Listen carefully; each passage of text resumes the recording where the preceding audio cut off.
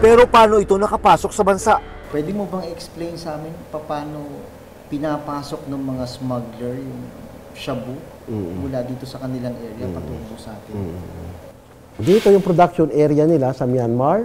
Then dito, dadaan sa strait na ito, papunta dito sa may Singapore. And from Singapore, yan, pupunta na dito sa ating West Philippine Sea.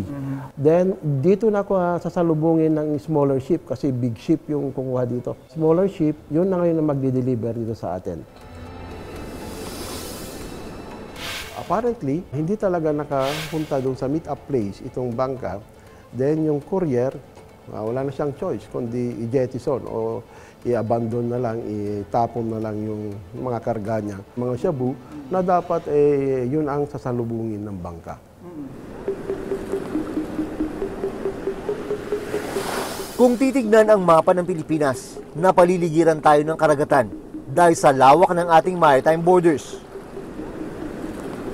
Nagiging hamon sa mga otoridad ang mahigpit na pagbabantay sa mga pumapasok at lumalabas na kontrabando.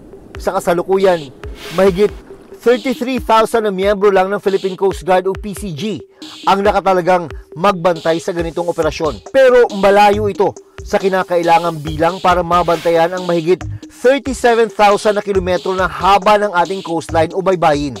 Kailangan lahat ng ating mga kapwa Pilipino may magtulungan para mabantayan natin itong coastlines natin. Hindi kaya yan ng gobyerno, obligasyon nating lahat na Pilipino.